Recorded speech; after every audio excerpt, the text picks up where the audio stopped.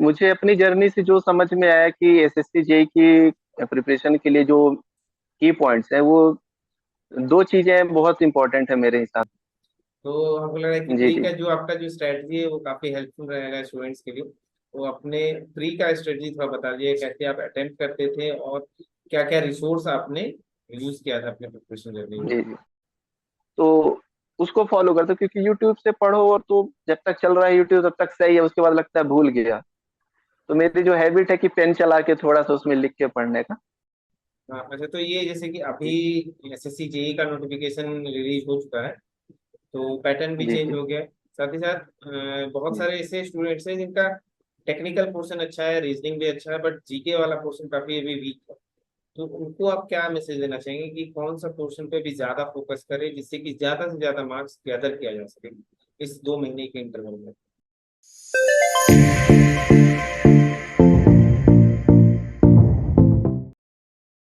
Hello everyone, welcome back to the charge book.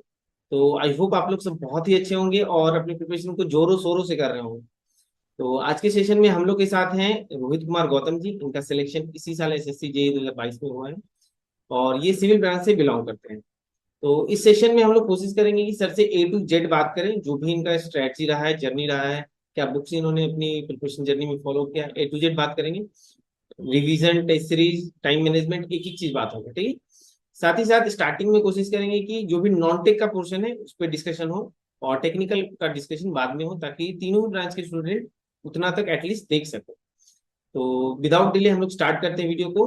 और एक और इम्पोर्टेंट अनाउंसमेंट कि एक और सेशन जो है सर के साथ आ चुका है, ऑलरेडी अपलोडेड है इसी चैनल पे, जिसमें कि हम लोग ने एसएससी जेई का जो न्यू पैटर्न है 2023 वाला, जिसमें कि मेंस जो है सीबीटी कर दिया गया है, तो उस पे हम लोग ने फुल डिस्कशन किया है। तो उस वीडियो को भी जाके आप लोग देख सकते हैं। उसमें हम लोग ने ए टू जेड बात किया है कि क्या एडवांटेज है, क्या डिसएडवांटेज है इस पैटर्न का, और लोग का जो प्रिपरेशन स्ट्रेटजी है वो कैसे यहाँ से चेंज हो सकता है या फिर सेम तरीके से करना है, ए टू जेड बात करें। तो उसको भी आप लोग जाके देखिए, उसका लिंक मैं डिस्क्रिप्शन बॉक्स में डाल दूंगा और आप लोग को आई बटन में भी मिल जाएगा।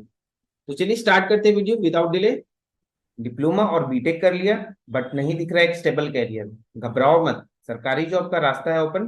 अब सिक्योर करो अपनी जॉब बनकर असिस्टेंट इंजीनियर और जूनियर इंजीनियर, चाहे वो एसएससी जेई हो, आरआरबी जेई हो, कोई पीएससी हो या किसी भी स्टेट की एईजे की वैकेंसी।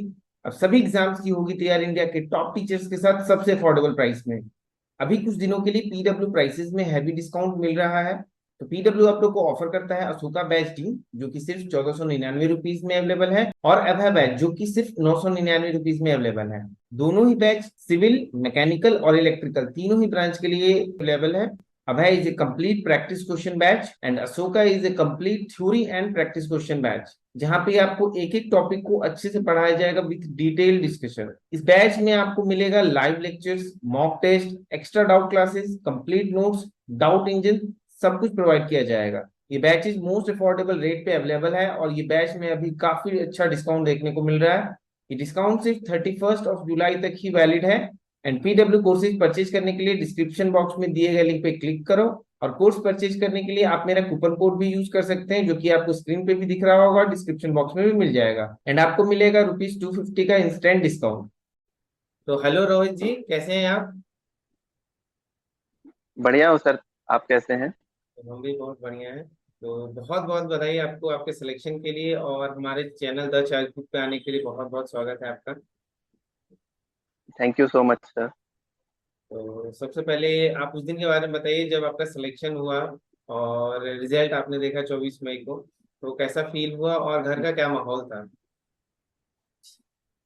सर, काफी सारे एग्जाम्स डिस्क्वालीफाइड होने के बाद जब 24 मई को रिजल्ट आया तो काफी रिलैक्सिंग था, काफी प्रेशर रिलीज हुआ और फैमिली को जितनी उम्मीदें थी वो सारी फुलफिल हुई उस दिन पे। तो काफी अच्छा मोमेंट रहा उस दिन मेरे लिए, और ये हमेशा याद रहेगा वो दिन मुझे।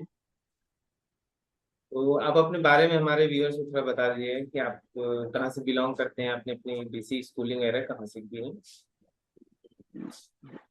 सर, मैं मध्य प्रदेश के उमरिया डिस्ट्रिक्ट से हूँ, और मैंने अपनी स्कूलिंग प्राइमरी और 10th तक अपने गांव से ही किया है।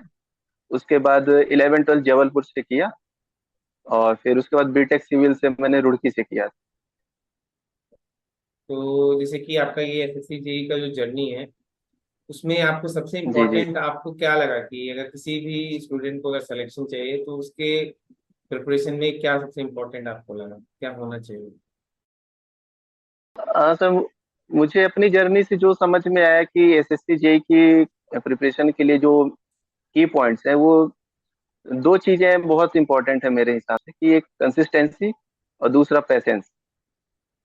बिल्कुल। क्योंकि कई बार ऐसा रहता है कि एग्जाम अभी हो गया ये वाला, किसी रीजन वजह से प्री नहीं निकल पाया, तो अगला प्री कब होगा, एक 1.5 साल 2 साल का टाइम लग जाता है। उस टाइम पे आप कितने पेशेंस रख पाते हो, कंसिस्टेंसी कितनी मेंटेन हो पाती है, ये सारी चीजें मैटर करती हैं उस टाइम पे, ये सब। क्योंकि हम लोग के टाइम पे ऐसा हो गया था कि इन बिटवीन कोरोना आ गया, तो 2 साल करीब इसमें चला गया टाइम। तो वो जो टाइम था वो काफी मतलब सिखाने वाला था। अच्छा, तो जैसे कि आपका ये एसएससी जेई का एग्जाम है, तो ये पहला एग्जाम आपने क्रैक किया या फिर और भी कोई एग्जाम्स में आपने मेंस वगैरह दे चुके हैं, कोई भी और भी एग्जाम्स में?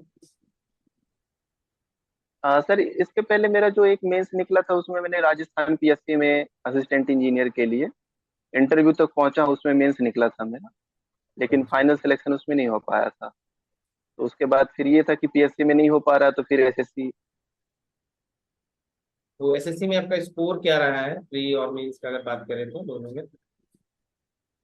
सर, एसएससी में मेरा प्रीलिम का स्कोर रहा 128, और मेंस में मेरे 200 आए थे आउट ऑफ 300। तो जैसे प्री तो में आप, टोटल 328 बना मेरा स्कोर। अच्छा, तो प्री में जैसे आपका 128 है तो काफी अच्छा स्कोर माना जाता है सिविल ब्रांच से। तो इसमें एक सौ हाँ सर, अट्ठाईस सिविल में 110, अगर 110 हाँ, कट ऑफ गया है तो 128 थोड़ा सा अच्छा स्कोर माना जा रहा है।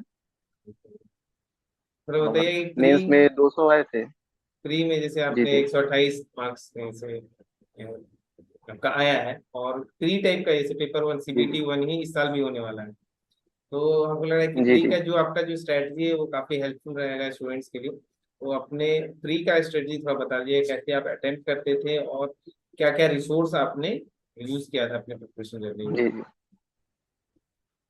सर, प्री को मैंने 3 पार्ट में डिवाइड किया था, कि अपना टेक्निकल 100 मार्क्स का अलग है, और 50 मार्क्स का जो जीके जीएस है, और 50 मार्क्स का रीजनिंग है।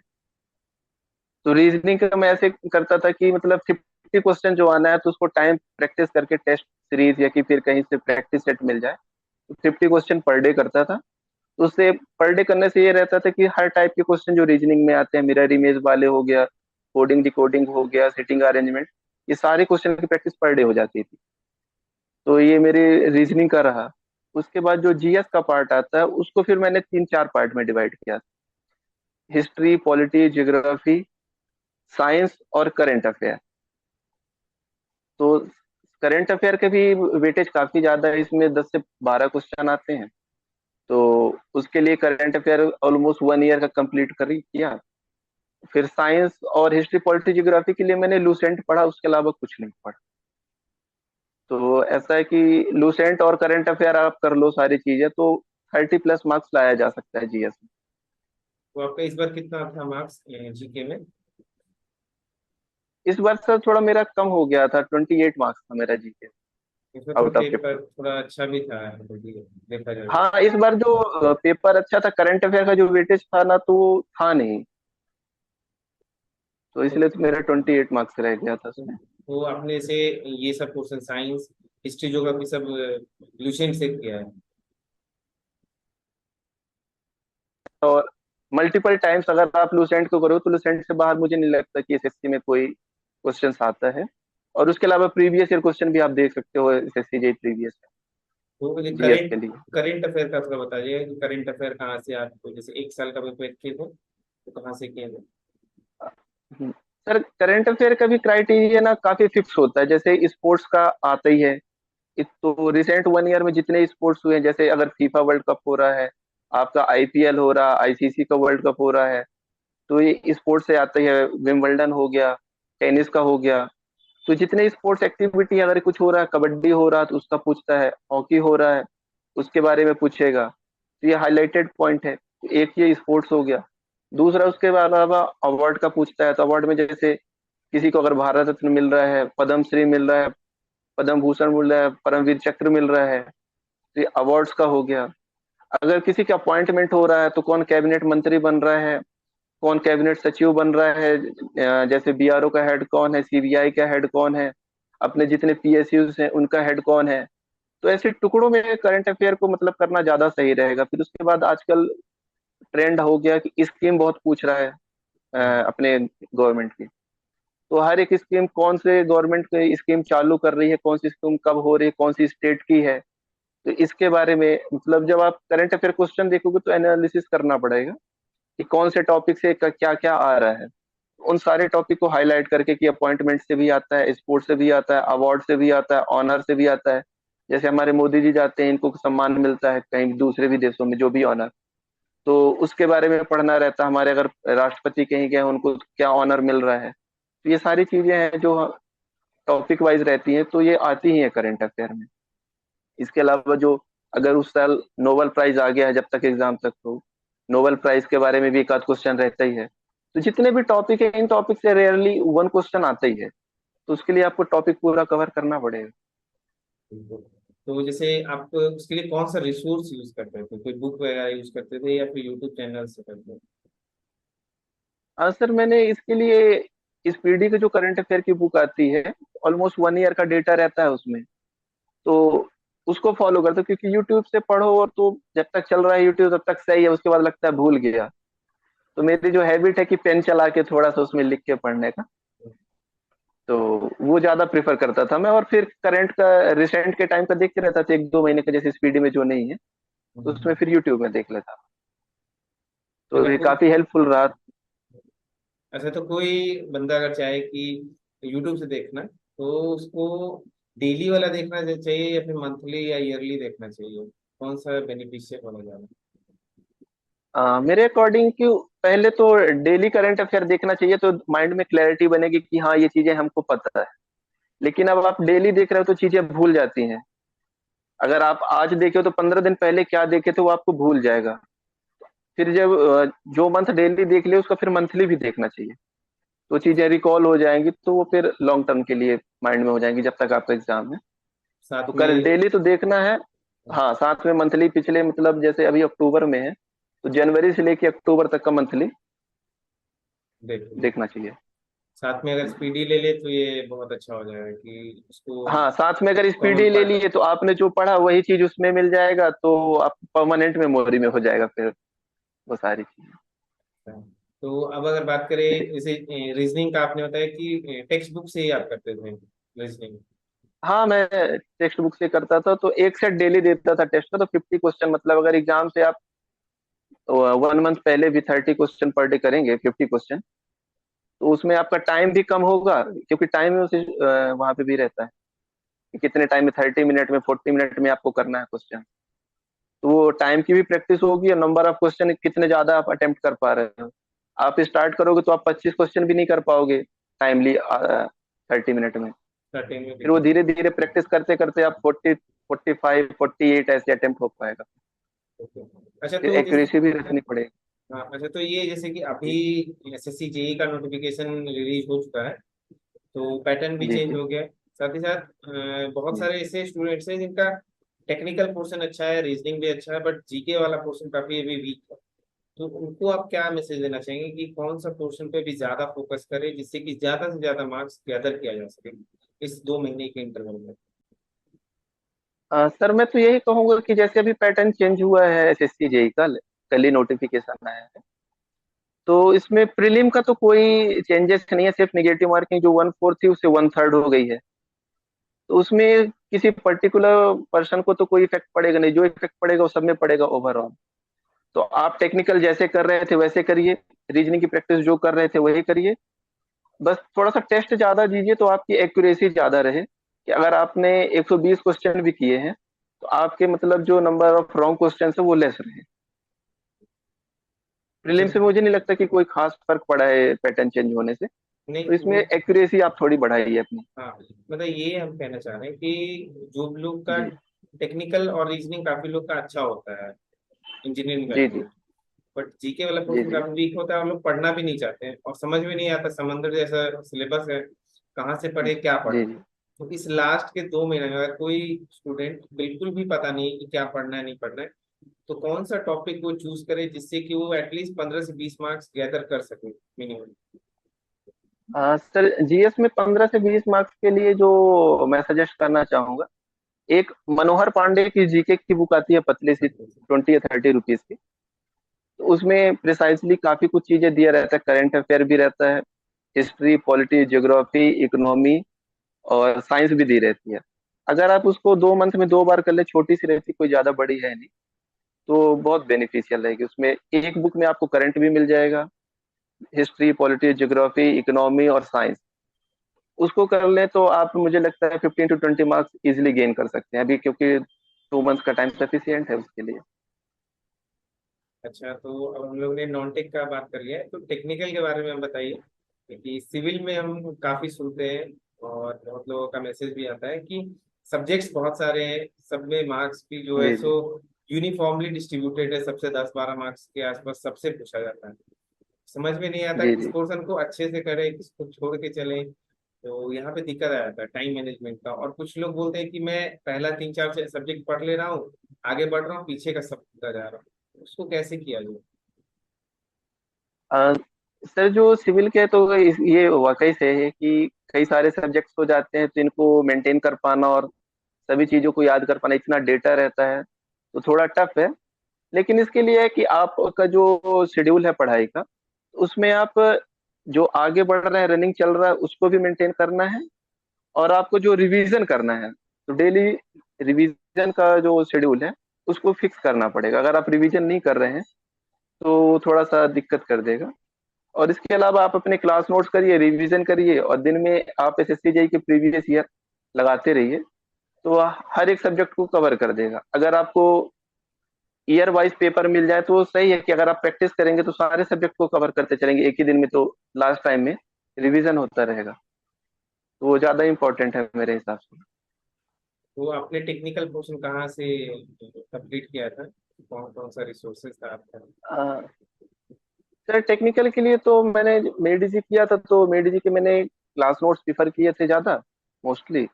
और उसके अलावा एसएससी जेई के प्रीवियस ईयर ही लगाए, और टेस्ट सीरीज में जो मिलता था, मैंने आईएएस मास्टर की टेस्ट, क्या कहते हैं वो, ऑब्जेक्टिव बुक आती है प्रीवियस। एसएससी जेई की प्रीवियस ईयर की, तो उसको मैंने टेक्निकल और नॉन टेक्निकल दोनों का लगाया था। तो तो टेक उसमें ऑब्जेक्टिव क्वेश्चन हर एक सब्जेक्ट के हैं अच्छे अमाउंट में, तो आप अगर उसको कर ले, और उसके अलावा जो एनालिसिस दिया है नीचे उसका, तो उससे काफी हेल्प मिलती है। एक क्वेश्चन के अलावा 4 क्वेश्चन आपके अलग से प्रिपेयर हो जाते हैं, चाहे वो टेक्निकल का हो चाहे नॉन टेक जीएस का हो।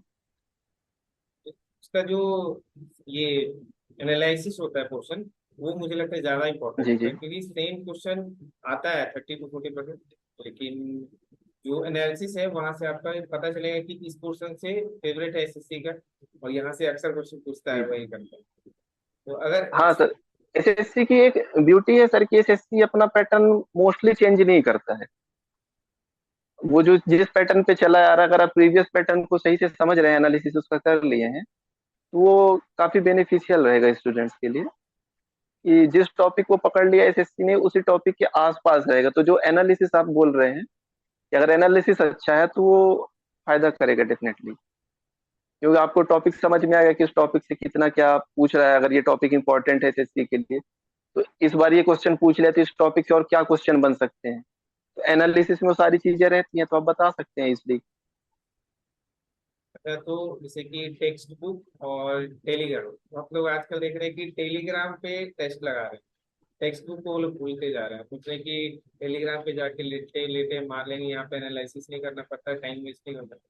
तो कितना सही है टेलीग्राम से देना और टेक्स्ट बुक से देने में कितना अंतर आता है। सर जो टेलीग्राम है और टेक्स्ट बुक है, ये मुझे दोनों मतलब डिफरेंट लग रहे हैं। अगर आपको सिर्फ रिवीजन करना है, कि आप सो रहे हैं, हैंडबुक आपके पास में नहीं है, बुक नहीं है, ठीक है, तो लास्ट पे सोते टाइम आधे घंटे आपने क्वेश्चंस कर लिए, लेकिन उससे आपकी स्पीड, एक्यूरेसी और टाइम मैनेजमेंट, ये मुझे नहीं लगता कि उतना हिसाब से हो पाएगा। तो उसके लिए टेक्स्ट बुक में जाना सही रहेगा। टेलीग्राम में से कि आप प्रैक्टिस कर सकते हो नंबर ऑफ क्वेश्चन की, इस टॉपिक के 50 क्वेश्चन बन गए, तो ये 50 क्वेश्चन आपने आधे घंटे में प्रैक्टिस कर ली।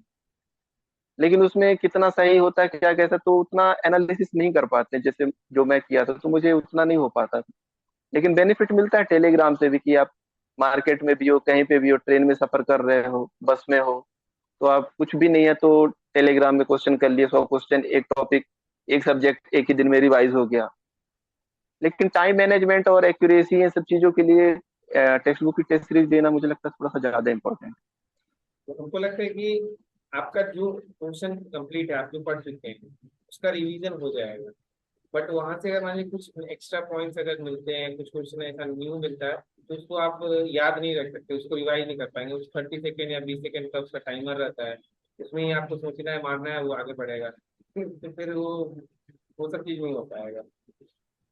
जी, टेलीग्राम में यही थोड़ा सा ड्रॉबैक लगता है मेरे को कि इतने सारे क्वेश्चन उसमें फ्रेम हो जाते हैं एक साथ ना, कि 20 सेकेंड के बाद क्वेश्चन गया तो फिर आप उसको फर्दर उतना नहीं इंपॉर्टेंस दे पाते जो आपसे नहीं बना है। जो बना है आप ये देख लेते कि मेरा इतना स्कोर हो रहा है, चलो ठीक है। 50 में अगर 30 बन गए तो आपको लगता है चलो 30, अगली बार मैं 32 लाऊं। आप उस क्वेश्चन पे फोकस नहीं कर पाते जो नहीं बना है कि क्या कॉन्सेप्ट है, उसका एक्सप्लेनेशन भी नहीं रहता है उसमें टेलीग्राम में। और वही चीज आप टेक्स्ट बुक में करोगे तो जो क्वेश्चन आपसे नहीं बना है आप पर्टिकुलर उसी क्वेश्चन में जाते हो कि मेरे से ये नहीं बना तो इसका क्या एनालिसिस है, उसको आप करीब 10 मिनट एक क्वेश्चन को देते हो फिर टेस्ट के बाद। तो मुझे लगता है वो थोड़ा सा ज्यादा बेनिफिशियल है। टेक्स्ट बुक टेलीग्राम ऐसा है कि ठीक है खाली टाइम में जब भी मिले तो कर लिए, लेकिन टेक्स्ट बुक मतलब जैसे प्रीवियस ईयर क्वेश्चन लगाना है, क्लास नोट्स पढ़ना है, तो वैसे टेक्स्ट बुक भी एक पार्ट है। तो अब बात करते हैं कि आपका रूटीन जो था एसएससी जेईई का जब प्रिपरेशन कर रहा है, तो कैसा रूटीन हुआ करता था, कैसे आप नॉन टेक, टेक्निकल और साथ ही साथ रिवीजन को अपने डेली रूटीन में एडजस्ट करते थे? जी सर, एसएससी जेई के लिए अभी जब मैंने शुरू किया, अभी पिछले साल जब नोटिफिकेशन आया तो इस सबसे पहले सो के उठता था मैं 8-9 बजे, तो 9 बजे पढ़ने बैठता था, तो 1 घंटे मेरा ये रहता था कि करंट अफेयर करनी है। उसमें आधा घंटा मैं ऐसे पार्ट रखता था कि डेली करंट अफेयर का, और हाफ एन आवर ऐसा रहता था मैं कि मंथली करंट अफेयर जो चला आ रहा है तो उसको करता। तो 1 घंटे मेरे हो गई करंट अफेयर का पार्ट। उसके बाद फिर मैं टेक्निकल स्टार्ट कर देता। तो टेक्निकल जो मेरा टॉपिक चल रहा है उसके क्लास नोट्स पढ़ना, फिर उसी के प्रीवियस ईयर क्वेश्चन लगा लेना, एसएससी जेई के ही। तो वो टॉपिक पढ़ने के बाद उसके क्वेश्चन लगा लो तो काफी क्लैरिटी बन जाती थी कि अच्छा इस टॉपिक से ये बन सकता है, ये सारी चीजें हैं, ये पूछता है, जो छूट भी रहा हो तो अच्छा ये मैंने नहीं पढ़ा। तो ये सारी चीजें कुछ एक्स्ट्रा भी अगर क्लास नोट्स में नहीं है तो वो प्रीवियस ईयर से मिल जाता था। तो दिन में लगभग ये पढ़ता था। फिर उसके बाद शाम को मैं टेस्ट देना प्रेफर करता था, 6-7 बजे के आसपास। तो 2 घंटे का टेस्ट रहता था, तो डिनर से पहले पहले तक ही टेस्ट दे के एनालिसिस भी कर लो कि आज कितना स्कोर आ रहा है। अगर आज टेस्ट में 100 नंबर आए हैं तो क्या गलती हुई है, फिर अगले बार 110 आए, फिर 120 आए, फिर टेस्ट में अगर 130, 35, 40 आ रहे हैं तो एग्जाम में भी लगभग उतने ही आता है। जैसे टेस्ट में मेरे स्टार्टिंग में 110 के आसपास आते थे टेक्स्ट बुक में, फिर वो जाके 130, 35 तक हुए, तो फिर जाके मेरा फाइनल 128 स्कोर रहा। तो मार्क्स और उतने ही फिर आए? हाँ, तो लगभग जितना टेक्स्ट बुक में आप अपना स्टैंडर्ड मेंटेन कर लेते हो उतना ही आ पाता है उसमें।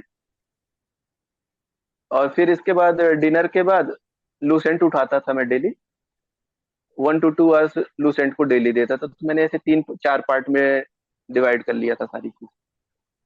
और रिवीजन कैसे करते थे? सर, रिवीजन का ऐसा रखता था मैं कि सोते टाइम हैंडबुक रखता था सिविल की जो आती है मेडी जी की, मेरे पास तो वही थी। आजकल तो सिविल बूस्टर की भी चल रही है काफी। तो एक एक सब्जेक्ट मुझे नहीं लगता आधे घंटे से ज्यादा लगेगा किसी भी सब्जेक्ट को रिवीजन करने में हैंडबुक से। आप उसको रिवीजन करिए आधे घंटा सोने से पहले, तो वो सारा सब्जेक्ट आपका रिवाइज हो जाएगा। जो आप करंट में सब्जेक्ट पढ़ रहे हो उसको मत रिवाइज करिए, आपने जो कंप्लीट कर लिया है उसको कर लीजिए हैंडबुक से, तो वो मेमोरी थोड़ी आगे के लिए बढ़ जाएगी। ऐसे हाफ एन आवर मुझे लगता है सफिशियंट है रिवीजन के लिए हैंडबुक में। और दिन में तो आपका चल ही रहा है जो सब्जेक्ट है। तो अब बात करते हैं कि एसएससी जेईई का पेपर वन जो था, उसमें 2 आवर्स में 200 क्वेश्चन करना एक टीडियस टास्क लगता है। जो स्टूडेंट नए हैं, जी जी। कि अभी जस्ट स्टार्ट करे प्रिपरेशन, वो सोचते हैं कि कैसे पॉसिबल उतना देख पाना। तो वो उसका टाइम मैनेजमेंट थोड़ा बता दीजिए कि आपका क्या अप्रोच हुआ करता है? हाँ, सर जैसे एसएससी जी के 2 घंटे में 200 क्वेश्चन करना है थोड़ा सा, क्योंकि आपको 50 क्वेश्चन रीजनिंग के भी करने होते हैं, तो ये मैंने टाइम मैनेजमेंट स्टार्ट कर दिया था जब मैं टेस्ट सीरीज देता था। तो मुझे ऐसा लगा कि एग्जाम में आप जा रहा हूँ मैं तो एकदम फ्रेश माइंड रहता हूँ, तो पहले मैं रीजनिंग अटेम्प्ट करता था। टेस्ट में भी मैंने यही फॉलो किया था कि रीजनिंग अटेम्प्ट किया तो कोशिश करता था कि आधे घंटे में हो, लेकिन एक्चुअल में यहाँ तो हो जा रहा था टेस्ट में, लेकिन जब एग्जाम में आप एक्चुअल में बैठो तो आधे घंटे 40 मिनट में नहीं हो पाता। वो 45 मिनट 50 मिनट ले ही लेता है। तो 50 मिनट आप इत्मीनान से करिए रीजनिंग, तो आराम से 45 के आसपास आप अटेम्प्ट कर लेते हैं और उसमें अच्छी एक्यूरेसी रहती है। इस बार मैंने 48 अटेम्प्ट किया था, जिसमें मेरे 44 सही थे रीजनिंग में। तो 50 मिनट मैंने दिया था रीजनिंग को स्टार्टिंग में। फिर उसके बाद जीएस ऐसा है कि आपसे बनता है तो एक नजर में बनेगा, नहीं बनता है तो नहीं बनेगा। तो रीजनिंग ऐसा है कि आप 10 मिनट में कि 15 मिनट में एक एक नजर बस देख लीजिए, बनेगा तो ठीक है, नहीं बने तो आगे बढ़िए। फिर उसके बाद आप टेक्निकल में जाइए। टेक्निकल भी ऐसा है कि 100 क्वेश्चन में तो 50 क्वेश्चन ऐसे हैं कि आपको जो वन लाइनर दिख ही जाएंगे, अगर आपने 2 महीने 3 महीने टेक्निकल पढ़ा है। तो 50 क्वेश्चन ऐसे हैं कि जो आपको दिख जाएंगे, आपको सिर्फ टिक करना है। बचे क्वेश्चन कुछ थोड़ा सा न्यूमेरिकल भी आजकल एसएससी जी पूछने लग गया है प्रीलिम में, तो अब आप उनको डिनाई नहीं कर सकते। कुछ इजी क्वेश्चन होते हैं, जैसे सॉइल के छोटे क्वेश्चन होते हैं, ई S = W G, लेकिन उनको भी थोड़ा सा कैलकुलेशन करना पड़ता है। कुछ इन्वायरमेंट के क्वेश्चन हो जाते हैं, कुछ आरसीसी के, तो उनको भी थोड़ी बहुत 2 4 10 न्यूमेरिकल रहते हैं जिनको कैलकुलेट करना पड़ता है।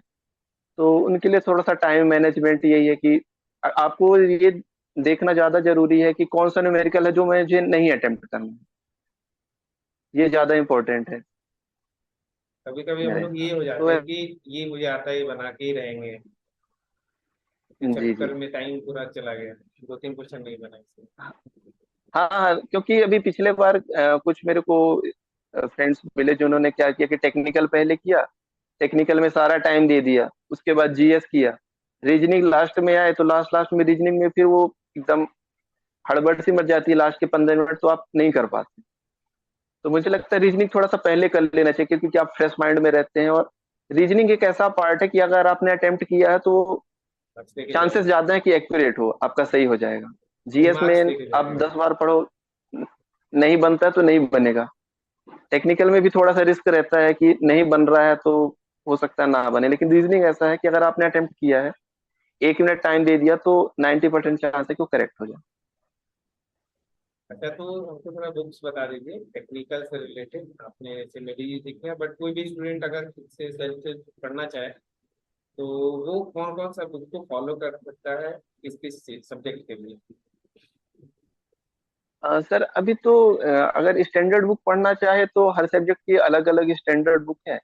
लेकिन अभी जैसे फिलहाल 2 महीने का टाइम है और एसएससी जेई का प्रीलिम आ चुका है, तो टेक्निकल के लिए तो मैं तो यही बोलूंगा कि आईएएस मास्टर की प्रीवियस ईयर क्वेश्चन है जो बुक आती है, तो SSC JE 20 year previous year question है, उसको ले ले और उसको जितना पढ़ सके मैक्स टू मैक्स।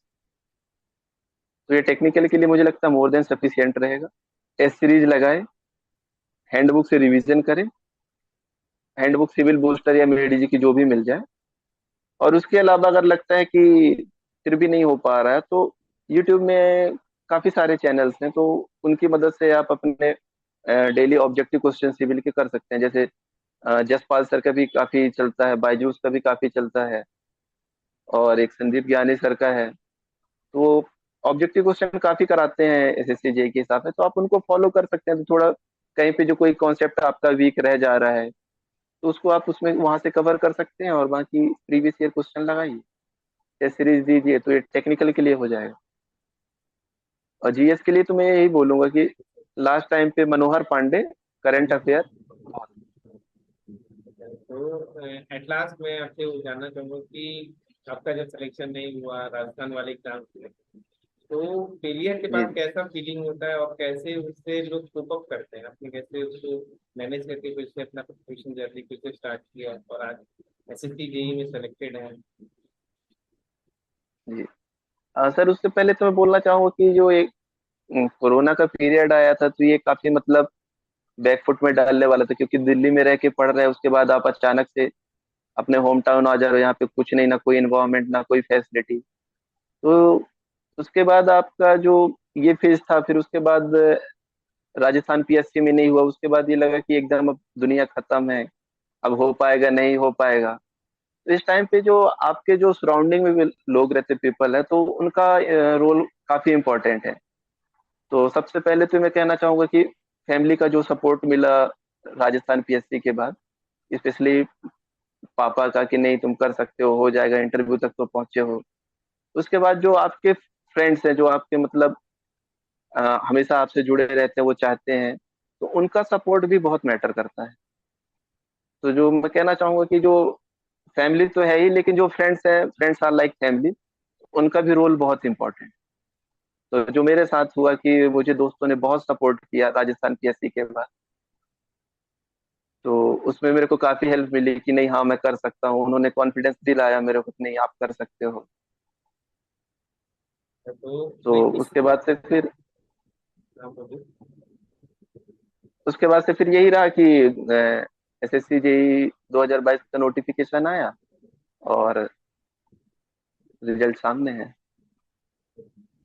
तो अगर इस वीडियो के माध्यम से अगर आप अपने फ्रेंड्स जो भी हैं उनको अगर थैंक्स बोलना चाहें तो यहाँ से बोल सकते हैं। आ, मैं अपने इस वीडियो में मेरे जो फ्रेंड्स हैं, जो मुझसे काफी एक्सपेक्टेशन भी रखे कि मैं सक्सेस कर जाऊंगा, और उन्होंने काफी हेल्प भी करी। सबसे पहले तो मैं फैमिली को थैंक्स बोलना चाहूंगा। उसके बाद कुछ फ्रेंड्स हैं जिनका नाम लेना चाहूंगा मैं, जिन्होंने मुझे मेरी जर्नी में काफी सपोर्ट किया। कोरोना के टाइम के बाद में मुझे मेरे दोस्त नम्रता मिश्रा ने काफी सपोर्ट किया पढ़ाई के लिए। एकता, स्वाति, वैभव निगम, मंजुल मैंग तिवारी, जो आपसे इंटरव्यू एक बार देख चुके हैं, मेरे दोस्त ही हैं। और मेरे सराउंडिंग में रंजना, गौतम, ये सारे लोग हैं। इन्होंने बहुत सपोर्ट किया कि मैं पढ़ूं, कंटिन्यू रखूं। तो इन सबको मैं थैंक्स बोलना चाहूंगा। बहुत बहुत थैंक्स हमारे चैनल पे आने के लिए, और बहुत अच्छा लगा आपसे बात करके। बाकी एक और पार्ट आएगा जिसमें कि हम लोग नए वाले जो पैटर्न है एसएससी जेई का, उस पर डिस्कस करेंगे जी कि जी। इसका क्या एडवांटेज है, क्या डिसएडवांटेज है, और कैसे लोगों को अब प्रिपरेशन और क्या स्ट्रेटजी लोगों की होनी चाहिए, उसके बारे में बात करेंगे। बाकी बहुत अच्छा जी लगा जी। आपसे बात करके। हाँ हाँ, definite, thank you so much sir, आपने बुलाया है अपने चैनल पे। बहुत बहुत धन्यवाद। ठीक है, तो रोहित जी यहीं पे इसको एंड करते हैं, और नेक्स्ट पार्ट हम लोग रिकॉर्ड करेंगे बाद में। जी ठीक है, चलिए। डेफिनेटली। ओके।